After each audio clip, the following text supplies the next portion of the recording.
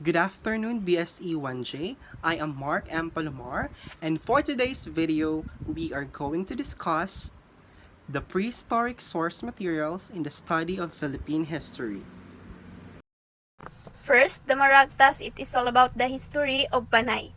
The Maragtas is written by Pedro A. Monteclaro, and according to the author, the Maragtas is based from the two manuscripts he found, not just only from his imagination.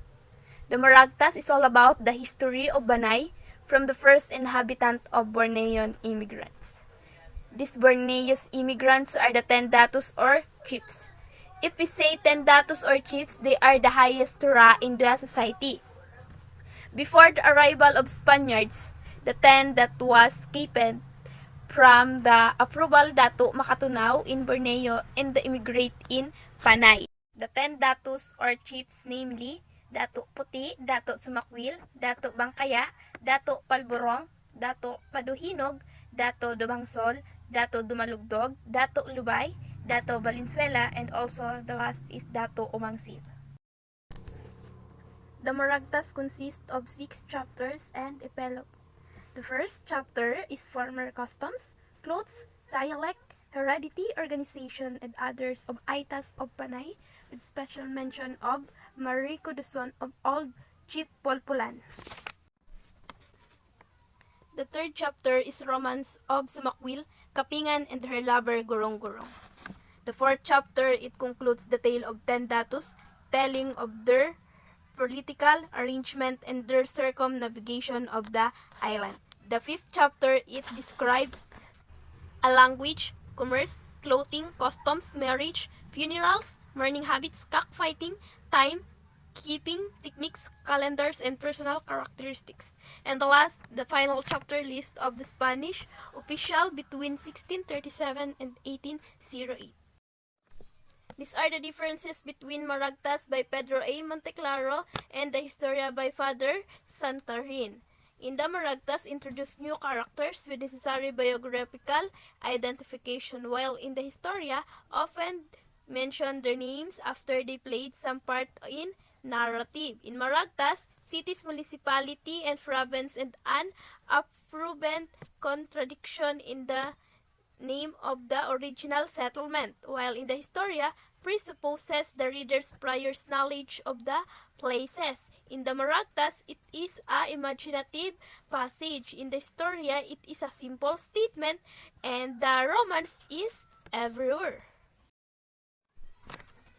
Father Tomas Santarin published Historia de los primeros datos que procedentes de Borneo poblaron estas islas, or in English, history of the first datos coming from the Borneo populated the island. In the Maragtas, there is a legal quota mentioned, and it's written by Dato Sumakwil.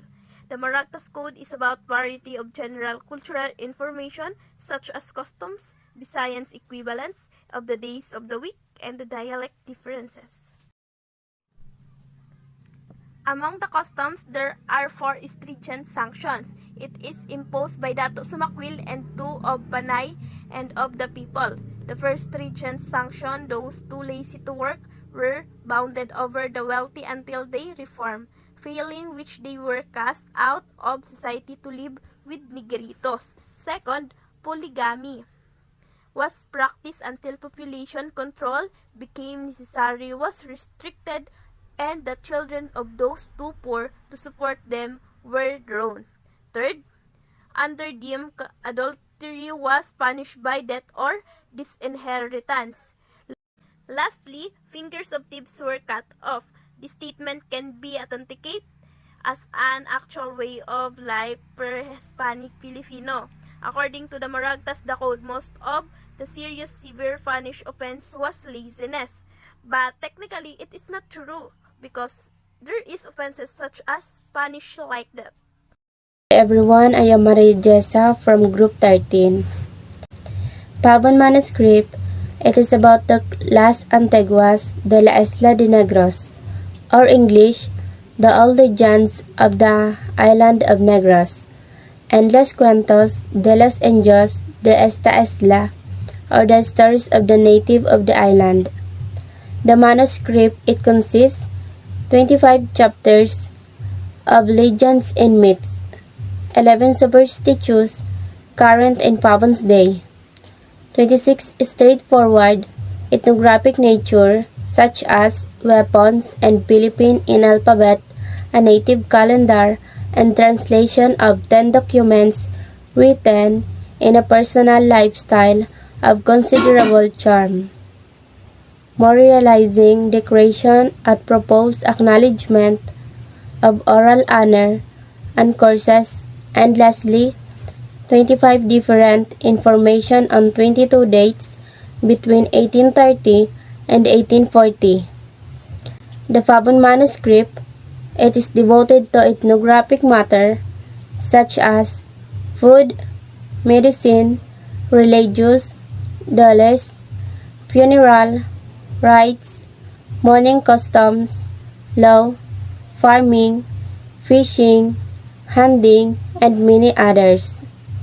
It summarizes a variety anthropological data truly and concisely any other Spanish document.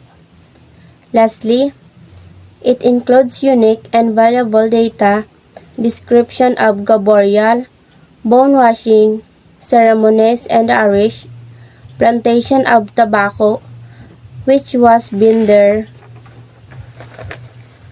economic in the entire island. Among the documents, pre-Hispanic dates, the 6 documents present examination of Jose A. Marco to the contributions to the Philippine historiography, namely, first, 1137 accounts of old forts, second, 1239 narrative of King Maranhig, third, 1372 description of burial customs, fourth, 1372 list of extinct animals, fifth, 1433 Code of Kalantiaw, and lastly, the 1489 making talismans and charms. According to the historian, the Pabon manuscript, it shows inappropriate title. 15 other documents are highly suspicious, for they are thoughtful and clear and failing west. The Visayan alphabet given by Pabon contains the same error. Like the Pobedano, and the form of the characteristics are more likely Pobedano than Philippine script, and the historian the following anachronisms in the text of Pabon manuscript. First, the author prays for the preservation of King of Spain on June 24, 1838 and dedicates a book to him on August 1, 1839, although Spain had no king between 1833 and 1874. Second, the author expresses in his gratitude on January 14, 1838 to Don Marqueco, the same gentleman named as attesting to the discovery of Pobedano, 1572 map on March 23, 1833, although Manuel Marqueco was not appointed alcalde mayor of Negros until January 8, 1847. Third, the author presents a document signed by Francisco Deza on March 31 of the year of 14. Deza was born in 1620, so if the year 14 is a standard contradiction of 1714, he would have been 96 at the time of executing this document. Moreover, there is no province of Negros Occidental either in Pabon's day. Fourth, the author refers to an ancient fortress located on the seashore next to the barrio occupied by the Moteses and Jew. about 20 ligwa north of this town. Ligwa, it is a distance. The ligwa means a distance has a vary during a different period of Spanish story, but there is no time. 3.9 kilometers in Pavon's Day. Fifth, the author refers to the great and extinct Lemurian content. Lemurian was an imaginary non-mass. And lastly, in the Pavon's description of the calendar, the author makes the following statement about the month of November. They called it a bad month. A Pavon manuscript is an issue to its orthography, like the use of K, C, and Q employed in Spanish accounts. Pavon manuscript has now C, O, or A, K. Instead, C are even more confusing issues regarding to the manuscript, and it is the anachronism. Now, we will talk to Jose E. Marco. What is historiography? Few ever heard his name in the Code of Calantiao. In the Pavon and Pavodano manuscript, Jose E. Marco is the one who wrote of Calantiao. In the Pavon manuscript, he presents examination to the contribution to Philippines historiography. The 6 documents are translated with praise tantes, but before that, a first contribution of Jose E. Marco to Philippines historiography, it is or Reseña Histórica de la Isla de Negros. It is the first account of the island of Negros. Before these Spaniards is this. Hi, I am Jubel C. Palmiano, and I will be discuss about the Vidano manuscript. The Vidano manuscript is consists of 4. First is the Vidano manuscript of 1572. Second is the Vidano 1572 map of Negros. Third is the Vidano manuscript of 1578, and lastly the Vidano manuscript of 1577 and 1578. First, we will talk about the Vidano manuscript of 1572. It was published on 1572, but the real document was undated. Fovidano manuscript is about the La Isla de Negros, or the Island of Negros ethnography. This consists the following. 17 pages is about the legends of the original of world and local places named. 14 pages is about the legends of marriage of customs, religion, and calendars. 10 pages is a description of Visayan alphabet. And the last is a reference section called on how they worship their false gods called Kamunian. According to historians, the orthography of the document is rather inconsistent. The Fovidano spelling, like using T instead of C and A, PH instead of F, using Q and C. Third is the Fovidano's transcription are improvable, for they are alphabetic, not syllabic. The calendar is difficult to read because of the crudeness of the characters. It shows some cudlets, and the list of weeks, days is also inconsistent. So, now, let's proceed to the Vidano map of Negros. It is about the original map that was drawn on parchment, measured by 14 by 23 centimeter. It is considered as the very old map of Negros. The map of Negros is a geographical map which describes the voyage of the author Diego Lope Vidano of Boglas Island and the shore for His Majesty King of Spain. According to Vidano, the mosque is a rare recognized place. Arquilog, Kimamaylan, Ginalbagan, Kinaygaran, and Marayo. Or the northwest coast, the general areas of Kinambaylan, Contevedra, and also Bacolod. The tip of Negros is the Cebu and Siquijor Island. Also, it shows the Mount of Canlaon in the map of Negros. In the map of Negros, there is a picture scale which called Linyo Linya. It means a mile in medieval British. Next is a Fovedano manuscript of 1578. The Fovedano manuscript of 1578 is written on 123 leaves with measure of 21 by 32 cm, which obviously a modern manufacture which combines the features of Gothic, Roman type, and Italian Renaissance calligraphy.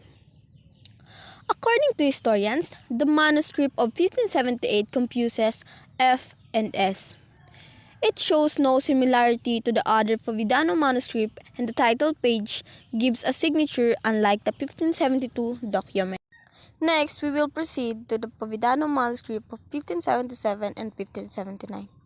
According to Garcia, the contents of manuscript display so many anachronisms that neither has seriously been considered as authentic. That's all. Again, I am Jubel C. Palmiano, and thank you for listening. Hello everyone, I am Iba Saliote. So the topic that I will discuss is the contribution of Jose Marco to Philippine historiography. Before that, sino nga ba si Jose Marco? So, Jose Marco is one of the Philippine greatest mystery and also he is the most successful man. So bakit nga ba tinagurian si Jose Marco na isa sa pinaka-successful na tao nung panahon na yon? Because in his 50 years career, he was able to make everyone believe in his fruit. So kapag sinabi natin fruit, ito ay panloloko.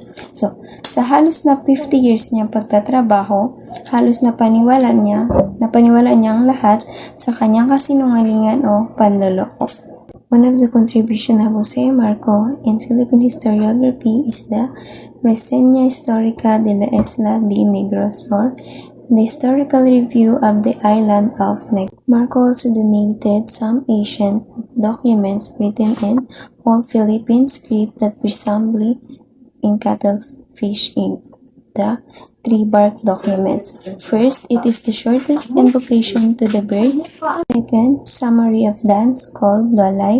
Third is the longest, consists of 87 lines, describes personalities of old Philippines mythology. Are misused, no kudlits, no letter for nang, confusion of Y and I, U and W, and the last, the use of G and H.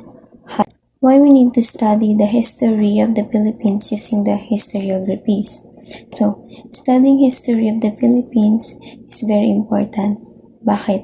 Dahil dito natin malalaman kung paano nga ba nagsimula ang ating bansa or paano ito nag-improve ng paunti-unti. It also gives us a prior knowledge on how to solve modern issues. So, ang kailangan lang natin is to improvise it in accordance our time.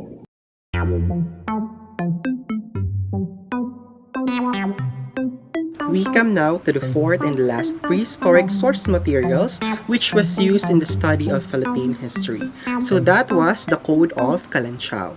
So the Code of Calanchao purported pre-Spanish Philippine Penal Code, claimed to have been written in 1433 by Datu Calanchao. And later on, that was believed to be discovered in the island of Panay in 1614 by the believed discoverer Jose E. Marco. So the Code of Calanchao composes of list of 18 orders for the proper punishment of certain moral and social transgression, which was used as a legal penal code in the Philippines even before the Spanish came, even before the Spanish colonization, depending on the gravity of the offense. So the punishment ranged from a light fine to being cut into pieces and thrown to crocodiles. As early as 1960s, many historians began to question the validity of the code, which was said to be discovered by Jose E. Marco in the island of Panay last 1640. But still, many Filipinos continued to regard it as an important legal document. And as a matter of fact, meron pa nga ngayong itinayong Calanchao Shrine sa Batan, Aklan. Later research cast doubt on the code's discoverer Jose E. Marco as a peddler of historical frauds. During these modern times, Jose E. Marco is regarded to as a notorious historical magbubudol sa kasaysayan ng Pilipinas. So why this is so? So it's because Jose E. Marco ay gumamit ng mga gawa-gawang datos ng basihan, mga huwad na mapa, at mga katsurotang kwento na kunyari ay pre-colonial at maraming naniniwala dito. So, because wala sa kanyang nag-fact check, so lagpas 50 taon, 50 years bago napabulaanan ang kanyang mga kwento. So, certain historians regard Marcos Code as a fraud by, number 1, studying the text and known events, number 2, validate physical evidence, and number 3, comparing statements na kay Marco rin naman nang galing. So, unang inilantad ang hoax na ito ni William Henry Scott noong 1968 at ni Father John Schumacher noong 1970. And nonetheless, in 2004, the National Historical Institute, now known as the National Historical Commission of the Philippines, declared the Code of Kalanchaw to be a hoax perpetrated in the early 20th century. So, yung National Historical Institute na po ang nagdeklara na ang Code of Kalanchaw ni Jose E. Marco ay isang malaking budol. So, that would be the discussion of the Group 13, which is the prehistoric source materials and the study of Philippine history. Goodbye, and thank you for watching.